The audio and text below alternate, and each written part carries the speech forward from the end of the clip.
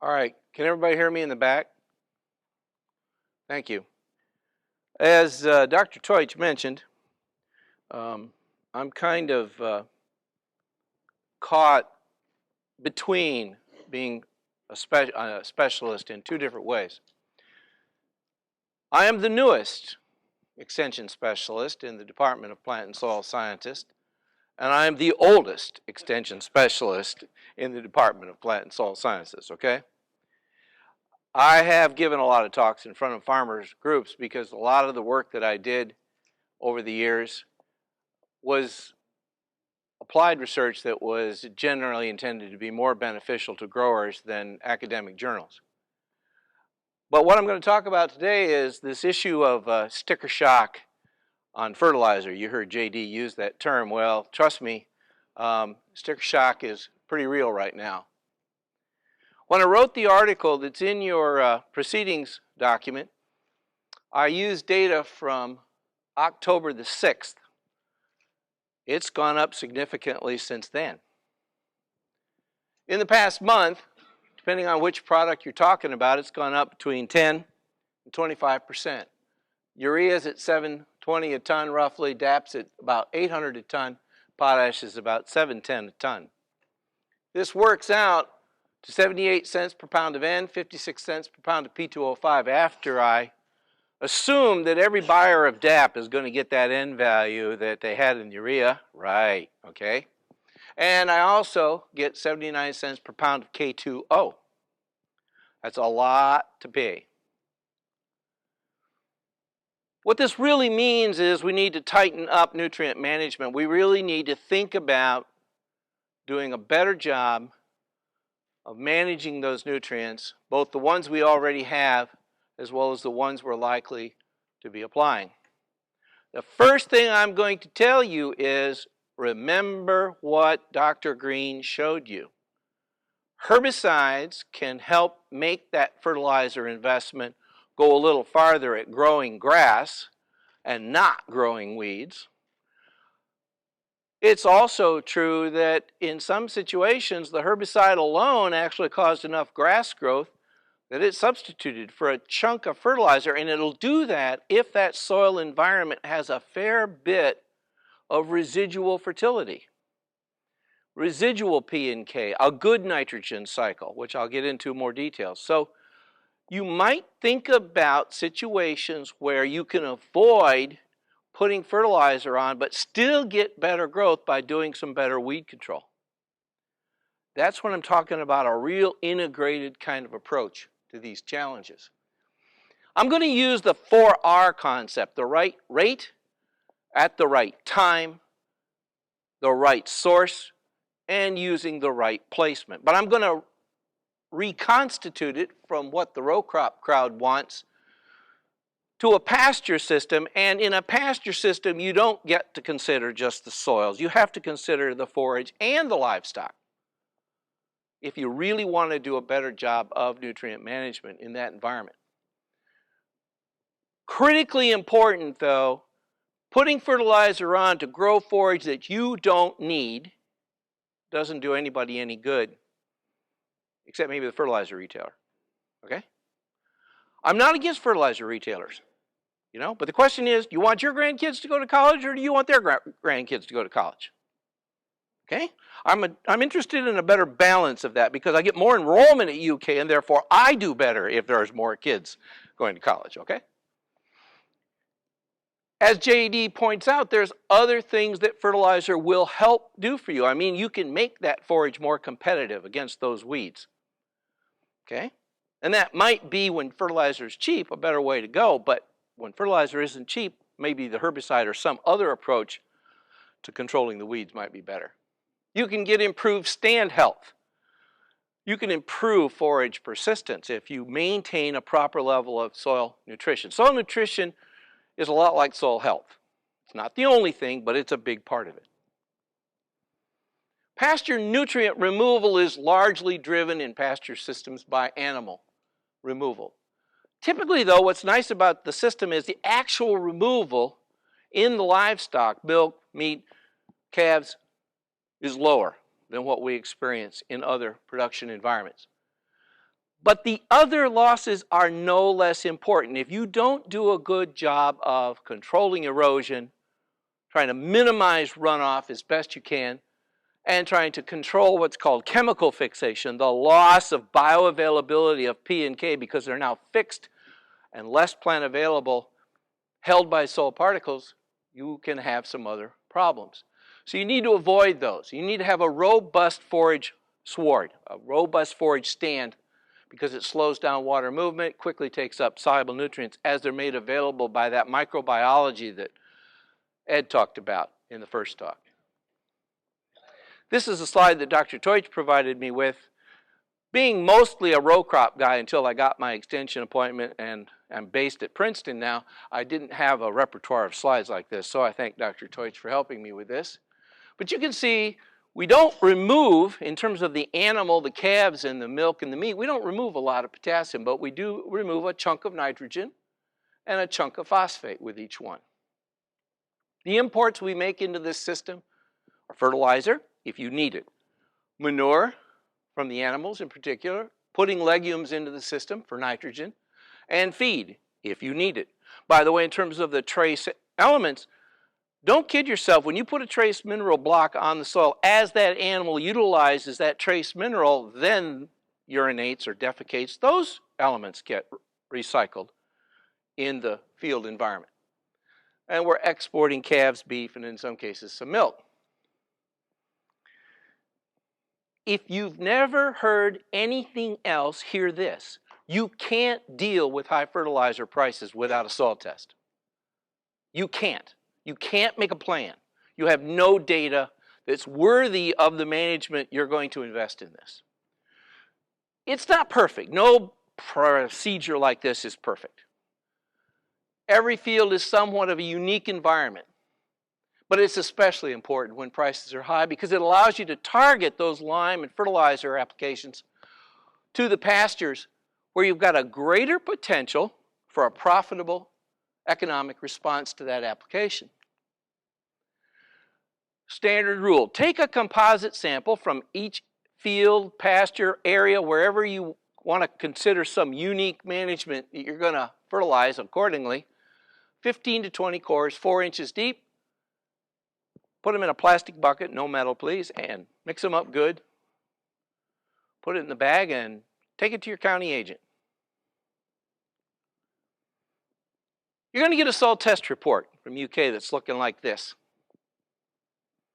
What's the first thing I want to look at on that soil test report? He says pH. What else? Anything else? pH going to cover it? pH is good.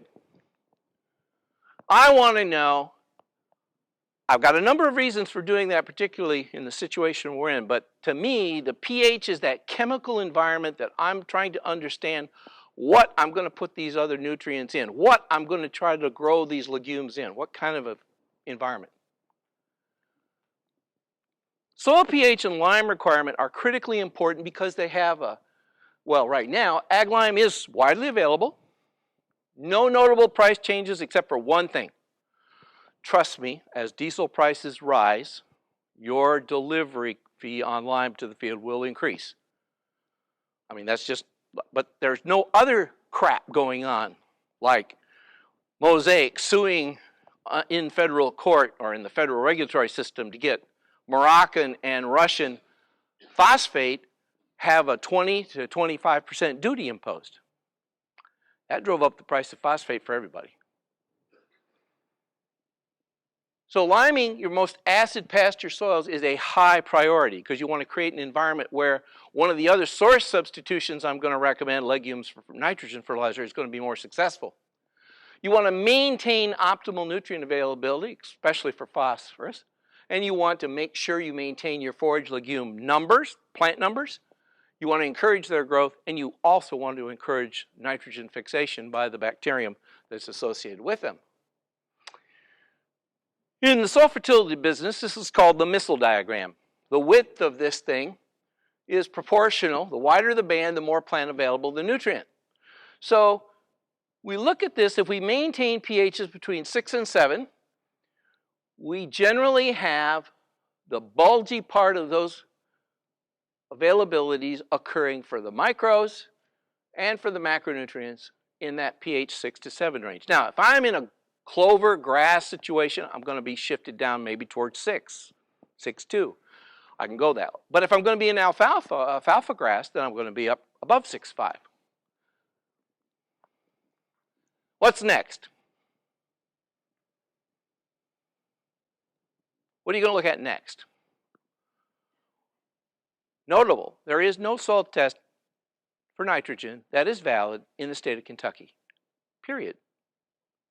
So you don't see a nitrogen thing there. You'll get a nitrogen recommendation that's based off of years of field research done by university scientists all over the state, some of which is lost in muck, myth, and mystery of time because it burned up the filing cabinet. So I'm going to look at P and K. This particular example is an alfalfa grass pasture environment, which we get from this lower line down here. The reason we're going to use the soil test to guide the rate is among the 4 R's, the rate has the most economic impact usually. It's the easiest to adjust off of the soil test rate recommendation. We can give you some indication, probability-wise, of the likelihood of a yield or economic response because it's strongly related to the soil test level. When the soil test is very low, low to say somewhere in the mid-medium range, what do you expect? A good response or not? All other things being equal. If it's low, it's going to get a good response. Once it reaches mid-medium, high to very high, your likelihood of a response goes down. I still hate that Mac of yours. It did this to my figure. It's a good thing I provided translation for a Mac-derived figure here.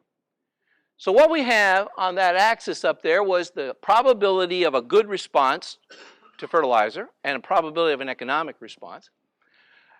When it's very low, you can see down here the probability is greater than 90%. If you have a severe drought, the fertilizer won't work for you because fertilizer doesn't replace water. Okay? Once you get into the mid-medium range, it drops to around 40–50%.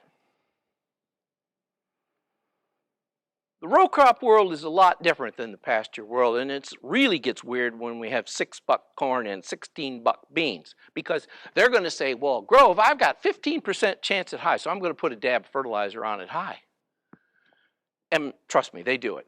The forage world seems to be different than that. There's a lot more conservatism about fertilizer in the forage world. So what we're telling folks is, you know, your likelihood, it's not a perfect, it's a probability, it's a crapshoot, but you've got more chances of being in the crap and not getting any value for the fertilizer once your test reaches that medium, upper medium to high range. So if we look at this particular scenario, this is where the phosphorus one falls. It's in the middle part of medium. It's alfalfa. So the phosphorus recommendation is about 50 pounds of P2O5. It's about 100 pounds of DAP. This is bug ugly. This is low. 300 pounds of K2O is 500 pounds. 0060. That's 1/4 of that $700.10 per ton for every acre.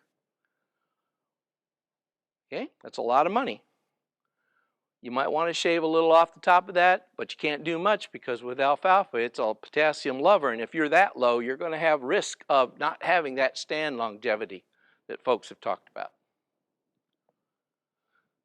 What if the field was a grass clover pasture, and let's say the P was at 60, which is right at the boundary line between medium and high, and it was a little greater than 300? UK recommends 0. Now, people might say we're being conservative. There's a lot of accusations about that between our friends in the commercial world and our friends in the academic world. But we don't think the probability is such that you ought to be doing any fertilization at these levels. No P or K is recommended. Here's the one where the wicket gets stickier. This is right at the boundary 41, and the other one is 271. Notice there's a big wide range in that soil test level. 41 to 60 is 20 soil test units, whereas all the other ones are parsed down smaller, 4 or 5 units for each rate. Why is that?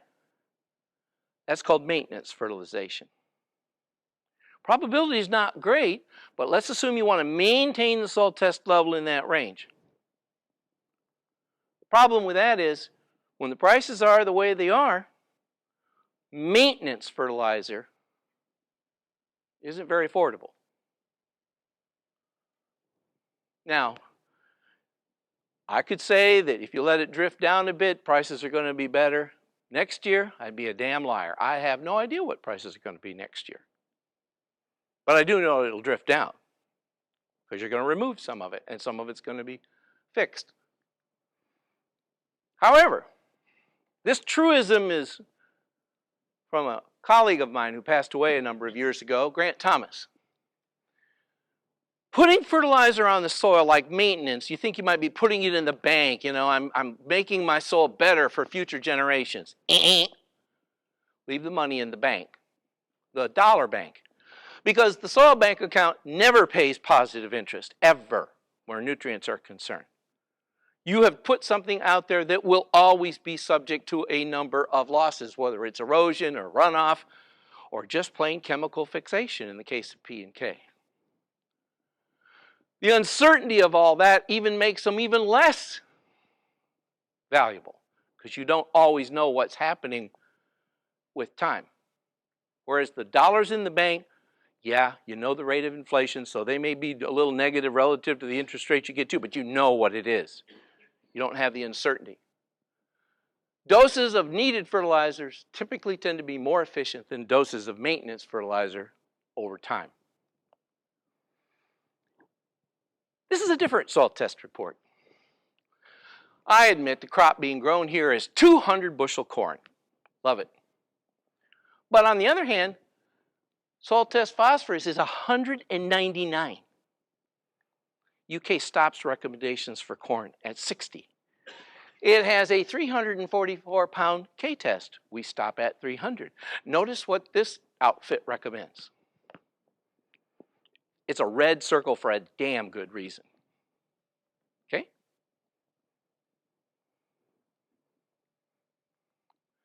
The difference is, in this room, I'm more likely to be listened to than in a room of row crop guys.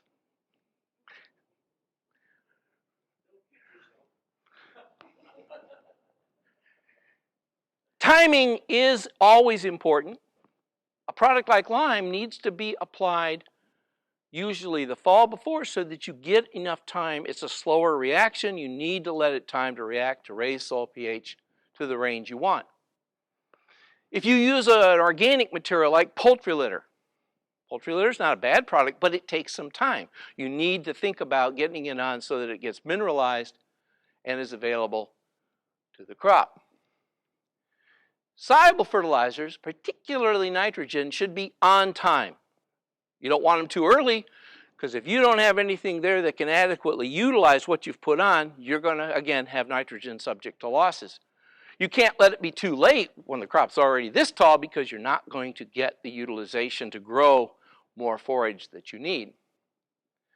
Warm and cool season grasses have different seasonal growth habits, hence the different names.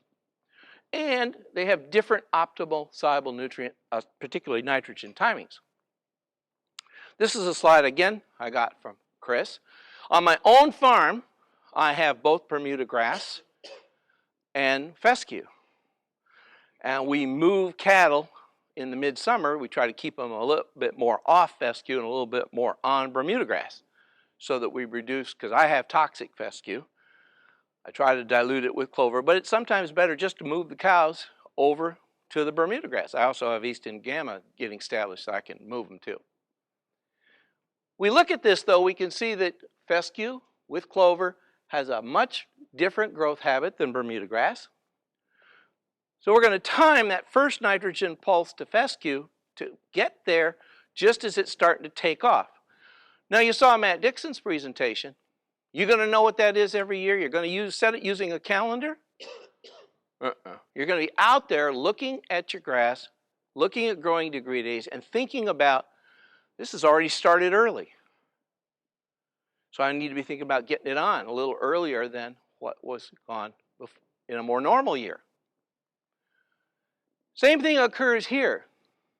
This is probably a good target time, assuming on average, but I delayed mine this year for my fall cool season growth because it was dry, and I was using UAN, which is another problem, but the bottom line, it was dryish, and I wasn't sure how much I was going to get, so I cut the rate and delayed it a bit until the grass was more actively growing. Bermuda grass, about a month later. I have to go out there, monitor the Bermuda, make sure it started to green up so that it's actively growing, because Bermuda grass is dead dormant. If we look at this other late period, Deutsch and I think that in certain kinds of situations, there may be a potential to put on some late NP, maybe a little K, because notice that fescue isn't totally dormant. In our environment, and particularly in western Kentucky and central Kentucky, it's not as dormant as Bermuda grass gets, and therefore it can take up some of that. And we've noticed the potential for stooling out, more tillering, and getting some better early spring growth. By the way, that's not original with us. I got it out of the turf industry. It's a trick they use to make clients happy with that early fresh growth in turf grass. And it turns out Ray Smith found an old paper out of Virginia Tech, I guess it was, that talked about it a little bit. But we're trying to get it retooled for the situation we're in these days. Most of the nitrogen that I see used on pastures is urea. We don't use ammonium nitrate so much anymore. Urea, well, you can get it, but you're going to pay a lot for it. There are a few places that still sell it. Urea has a bad problem with volatilization.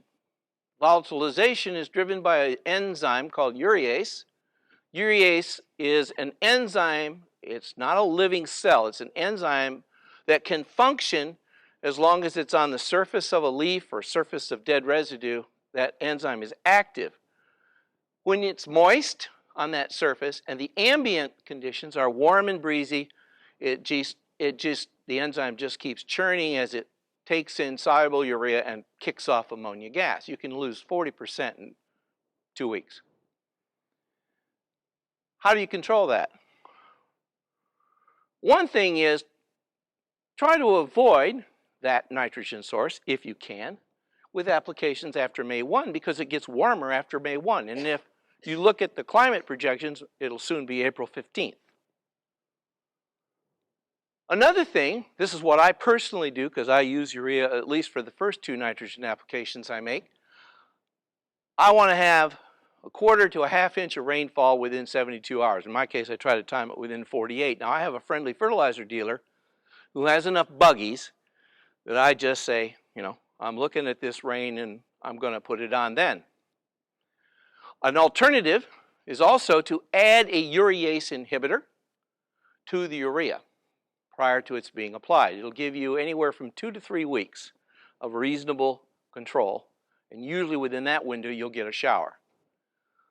Urease inhibitors tend to be more numerous than effective. The one you want has to have the active ingredient NBPT in it, or its analog, which is marketed by Coke as Anvol. NBPT, the molecule, is generic now, so there's lots of products out there that are pretty good. Make sure they're adequate in concentration. Do not use products that have like a trace amount of NBPT and are loaded up with other junk. Not worth the plastic jug they're printed in. Pasture nitrogen, though, in most situations, I don't really like to use nitrogen fertilizer on the pasture. I use it on the hayfield, but not the pasture because I'm looking to get more of it from clover. This is Dr. Teutsch's formulation, which is to frost seed 6 to 8 pounds of red or 1 to 2 pounds of ladino clovers when you see a need to get more legume in your pastures. You do it in February, frost seeded in. Well, what happens when you get an Easter freeze? '06 or '07, one of those, that happened. It took them out. So then you got to scramble, thinking about other nitrogen sources you might use. But in general, other than that, this has been a really good, and I like it better than fertilizer because of the next line. It improves your quality, it improves your animal performance because it dilutes out toxic sulfessio and it adds other things to the mix in terms of the animal diet. Like I said earlier, if you're going to use nitrogen fertilizer, remember there are no good soil end tests, so don't even look for it on the report, but they do make a rate recommendation on a UK soil test report. And that rate recommendation usually comes as a range. Now, the range is in there partly because when you're doing a lot of field studies, you end up with kind of a range in the optimum. Think about this, though, from a price perspective. When the fertilizer price is fairly high, I tend to move down to the lower end of the range. When the fertilizer price is fairly low, then I might go to the upper end of that. I'm still in the recommended range, but that's the adjustment I make. It's a probability statement anyway, but the bottom line is it also makes a certain amount of sense. Again, nitrogen is a primary driver of grass growth. Make sure you really have a need for that grass because this year, if you use fertilizer, you're going to pay for it. By the way, this bugger is now telling me that seed prices are up too, so that maybe that clover seed won't be quite as cheap as it was in previous years. In the row crop world, nutrient placement often means a certain amount of stuff below the surface, banding, in furrow, all that stuff. Some of it's like coatings on the seed. That's not quite as, the coating on the seed, we might get some things like molybdenum in forage species, but for the most part, we don't do any banding or stuff like that. So right placement in this means more uniform nutrient distribution in the field so I get better grass growth. When I look at the animal part of the story, that's the really critical thing to do. Make sure that animal is more uniformly dunging and urinating in the pasture whenever you can. To do this, you have to use either or both rotational grazing and bale grazing because it spreads those nutrients back out over the pasture and gives a better distribution. This is the typical nutrient content of a ton of hay. 50 pounds of N, 15 pounds of P2O5, 50 pounds of K2O. Based on those prices, that's worth about 85 bucks. But they have no value if it's in the wrong place or just piled up on top of the manure pile where the shade is or close to the water course. Getting them to redistribute that is really important. Rotational grazing is shown here. Of course, these have a lot of portable water situations. This is bale grazing. Dr. Halich is going to say, and he's right, this is way too heavily loaded. Needs to be spread out better. But it's an example of the animals are being allowed to move through this 3 or 4 bales at a pop, and then they distribute their nutrients more across that particular area. If you identify with soil test areas that are in greater need of this, you can optimize even bale grazing within your farm. When fertilizer prices are high, there's a lot of crap out there that's kind of promising, and there are things to avoid. In the lime world, pelletized lime and suspension grade lime do a job. They're lime, but they're way too expensive per ton of active ingredient. Ag lime is the better way to go. And I won't even hardly talk about liquid calcium products. Not worth the consideration. Don't buy 1919 or 92330 unless you need all 3 of the nutrients. By the way, do you know how they make 92330? It's a 50-50 blend of 0060 and 1846O. And then they blend it, call it 92330, and they charge you a premium over that. Hell, I'd just get it blended in the buggy rather than, letting them sell it to me in a bag or something. Poultry litter is kind of a special case. Poultry litter has some other benefits. Organic matter stimulates the soil ecology, like Dr. Rayburn pointed out. It has organic matter, some other goodies in it, and it's sometimes pretty competitively priced relative. So having a few extra nutrients from that might not be so bad. But you should think about it if the price jumps up there. These other four, sulfur, copper, iron, and manganese, you'll see soil test reports from not UK, but other places that make recommendations for these.